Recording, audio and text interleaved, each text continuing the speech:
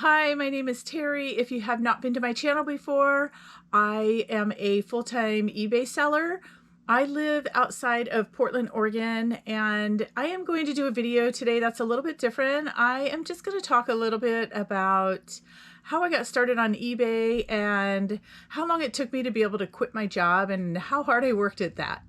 So I live in an area that I did not know was an excellent area for sourcing. I guess I took it for granted when I first started sourcing, finding my items at different garage sales and estate sales and thrift stores. I didn't realize how good of an area it was until I started listening to other people and the areas they live in and how sourcing just isn't very good in their area. So every weekend, it seems pretty much all year round for estate sales that usually will start on a Friday and sometimes on a Thursday, and they'll go through Sunday, most of them anyway. I am centrally located it takes me about 45 minutes to get to Salem. It takes me about a half an hour to get Vancouver, Washington. And then we have these very remote areas where they hold estate sales too. So I can get to an estate sale in 10 minutes, or sometimes it'll take me an hour and a half to get there. I will only go to those if I definitely see a lot of things that I will be able to pick up at that sale. When I first started selling on eBay, I was working at Trader Joe's. I actually worked there for 9 years. And it was a great company to work for. And I love physical work. It just, keeps you in shape, keeps you going.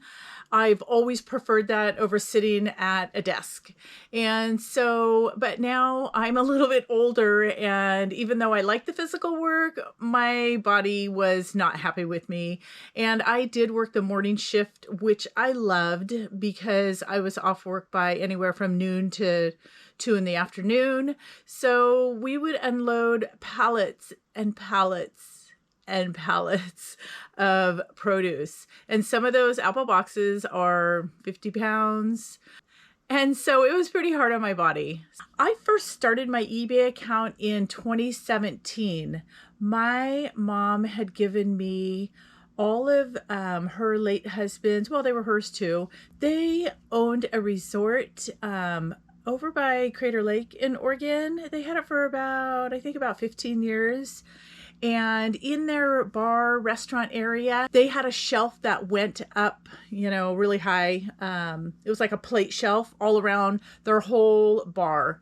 And they had all of these empty Jim Beam bottles up there. So her husband loved ordering them online, collecting them, and he would throw it up there.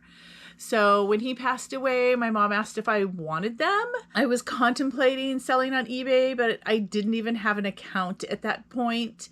And I don't think I had purchased anything to sell on eBay.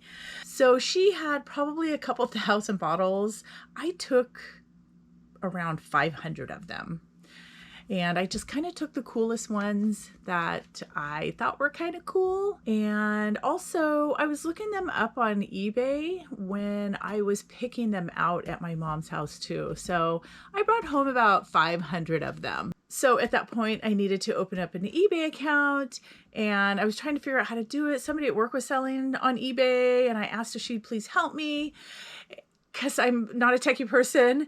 And so she was going to come over and help me. And then the night before she was going to come over, I just sat down. I was like, this can't be that hard.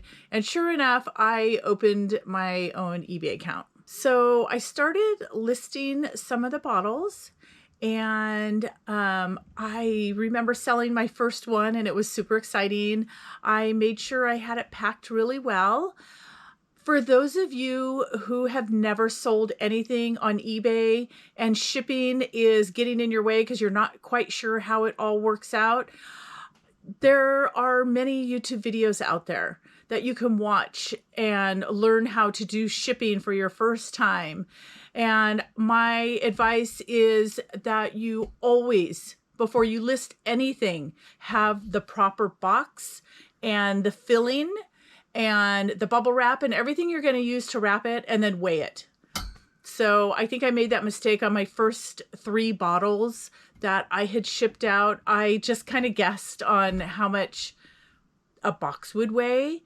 And then I went and found my box after I sold it. You always need what kind of box and the weight and size of your box so that you can put it in your listings, and it's called calculated shipping. When they open up the item, they will see exactly how much it's going to cost them. So don't let shipping stop you from selling your first item. I ended up shipping out my first few bottles pretty quickly. Now, when I go to a estate sale or garage sale and see Jim Beam bottles, I know exactly which ones are going to sell and which ones are not.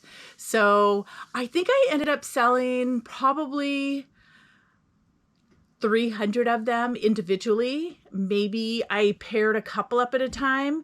And then I had probably about 200 left that just weren't really super valuable. So I took a picture of all of them together, sold them as a lot for pickup only. I was not going to ship them all out. It would have been too difficult to try to wrap and ship that many breakables at one time. And so then I was done. So that was in 2017. And then just life got busy and I didn't sell anything or purchase anything for a couple years. So in 2019, I just really wanted to do this. So I went to my first estate sale and I ended up purchasing a Hallmark ornament and a really pretty bowl. I had no idea there was an eBay app that you could get on your phone and either scan an item if it had a barcode or type in the title of something. So I could have typed in the title of this Hallmark ornament and saw what it was worth. But I thought it was really cool, so I just grabbed it and I grabbed the bowl. The bowl I decided to keep. The glass on it is called stretch glass and it's this really pretty green color and I really like it, so I still have it. So the ornament I bought was a Stalter and Waldorf from the Muppet Show, and it's those 2 old guys that sit up in the balcony. And it ended up selling for $99 and it sold really quickly. It sold within a couple weeks. And just that one sale just got me super excited to go find more stuff. I don't know how long I was out sourcing, trying to find items before I realized that there was an eBay app, but it wasn't too long after that when I finally figured it out. I may have seen somebody on a YouTube video using the app and had an aha moment. So for me, going out and looking at items that I could possibly sell, I was super attracted to glass and pottery and collectibles. But I don't know anything about them. So I picked up some pieces and tried looking them up, and I kind of got nowhere. So I started going to garage sales and estate sales more than going to Goodwill and different thrift stores. And that's when I really started looking stuff up. And so then I got to the point where I think I had sold maybe 50 items at that time. And, you know, I was starting to make some money. I thought that was super cool. And then pretty soon I had 100 items listed and then a couple hundred items listed. And so I was trying to list, you know, anywhere from 5 to 15 things a day. But then days and days would go by where I wouldn't list anything because I was too tired after work. And then I hurt myself at work. I ended up having to have surgery. I had a hernia and all that lifting. So I had an operation. The very next day, it did not even feel like I had surgery. I felt really good, but I wasn't allowed to lift for at least a couple months. So I just told myself I'm really going to give this eBay thing a go and just go really hard. It was summertime, so I was able to hit so many garage sales and get things very, very inexpensively and really start selling some stuff. So I was actually making enough money to contribute almost as much as I was bringing home my paychecks at Trader Joe's. I was probably outsourcing looking for stuff probably on Fridays and Saturdays mostly. And I could spend anywhere from 2 to 6 hours each day looking for items. And then I had stuff to list all week long. And it worked out really well. Between sourcing and listing items and cleaning them and everything that we do, all the shipping that's involved, I was probably putting in about 20 to 30 hours a week. Now I would have to say that my sales are quite a bit higher, and I am still putting in probably just around 20 to 30 hours a week. I think things are just more organized. I know how to do things quicker. And so let me show you the setup I have and where I started. It's a little chaotic, but it's not too bad. So I'm going to walk you around. I have taken over my whole garage. As you can see, my husband doesn't have any part of the garage anymore. It's all mine. We also have a decent sized shed in the backyard that's just filled with junk that we really don't need. So in the next few weeks, I'm going to be cleaning that out. If you've seen my other videos, you'll see that I bought out a hobby shop, which made me open a storage unit that's down the street from me. And I don't want to have to pay that $190, $180, whatever it is a month. So I can definitely take all those items that are in that storage unit and put them in my shed in the backyard, and they will fit just fine. And then I won't have that overhead. And I can definitely see some room in my garage where I can consolidate, because I have been selling some big items lately and freeing up some space. So let me show you how I have it set up. So this area right over here is where I had probably my first 50 items, and they were just kind of randomly sitting either on the shelf, or I had a couple boxes that I had them in, but nothing was labeled. So I figured, oh, I don't have that many things, I can find it. But even with 50 items, I would come out here looking for an item that I just sold and needed to ship, and I couldn't find it anywhere. I would spend a half an hour sometimes finding an item. Of course, some things I'd find right away, but so I finally started lettering and numbering things. I started my first one with, let's see, was down here, B1, B2. If I was going to label things now, if I was just starting now, I would just start with number 1. Not sure why I did B1 and C1. Just start with 1 and go, you could go forever.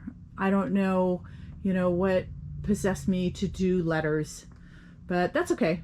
That's what I did. I mean, someday I can change it if I really wanted to. So even though I only had a couple boxes right here, I just grew and I started using up this whole area. So when I have a bin that is empty like this, I will just use this next one for things that I list and put C3 in the listing so I know where it is. And I will fill this back up again with listed items. So up here I have a lot of my boxes for shipping. I also have quite a few neighbors that will put boxes on my front porch. And so I have more of a variety down there. And I also have bigger ones right here. So here is a mess that needs to be cleaned up. These bins right here that are stacked right here, all of these are items that need to be listed. And everything on this shelf right here needs to be listed. So there are some items here that I probably will end up donating that are either broken or aren't worth my time to either fix it, or there's just no value and it will just sit in my store forever. Sometimes I buy things for $1 or $2 and they just weren't a good purchase, and it's just easier for me just to donate it and write it off. And this shelf right here, the one you can hardly see because all these bins are in the way, typically is for stuff that needs to be listed. So I have all these Monster High dolls that are already photographed and ready to be listed. And more stuff up here that I actually just need to clear off because those are not photographed. This was a good way of organizing my cables and adapters. And so here, over there was, it's not very organized. Over there was B and C, and I have D bins here. And somehow G ended up there. And then we have E and F on this side. So these items, everything on these shelves and in these bins are already listed. Just waiting to sell them. I have this back wall that I also need to go through. I've been selling quite a few large things out of here, and I can definitely make room for more stuff back down there. And when they're out of the box and they're not in a bin, they're usually pretty easy to find. Once in a while, I can't find something. Maybe it's shoved behind one of these boxes and I just need to move some stuff. But I have named these shelves after the lakes in Oregon. So this one is Crater Lake. And so in my listing, when it says Crater Lake, I know to come over here and look. Otherwise, if it's in F1, I know to come straight to this bin and look in F1. So again, these items on all these shelves are already listed and waiting to sell. And same with all of these. If you saw my video about buying out a hobby shop, I have so many hobby shop things listed that are new and packaged, like all of these types of things, all of these, and they are definitely selling. They're doing pretty well. And nice empty spot there. More Monster High dolls. And for some reason I always keep my Christmas stuff over in this corner. Lots of Barbies. I buy and sell quite a bit of Barbies. So I did end up going back to work after I hustled to get my eBay business going. And I was doing pretty good. And I think at that point I was dropping down to just 3 days a week at Trader Joe's. And then a month later, after I was back at work, I had to have another surgery. I got a hernia again, and I went into surgery again and came out feeling fantastic and immediately started sourcing. As long as I wasn't lifting anything heavy, I could go and I could walk around. The doctor said that was just fine. So I just really hustled and just started listing like crazy, selling like crazy, and I was able to quit my job. And I have never looked back. Even though I loved working there, I just love selling on eBay. If you have that same desire to go treasure hunting and you love to be able to see what you can find, eBay is probably something that would be a great job for you. If it's something that just doesn't sound good, like you are not a thrift store person or going to garage sales, probably not a good opportunity for you to do this type of thing. It is something that somebody has to be passionate about. And I am super passionate about it. I love the things that I find. There's nothing better than going and finding something for $5 and selling it for $200, $300, $500. So anyway, to me, it's super exciting, and I feel like at 60 years old, I have finally found what I like to do, and I plan on doing it for a while. So that is my story. If you have any questions about this, just leave it in the comment. I'd be happy to answer anything that you had a question about. And if you liked this story, please give it a thumbs up and subscribe to my channel, and I'll see you on the next one.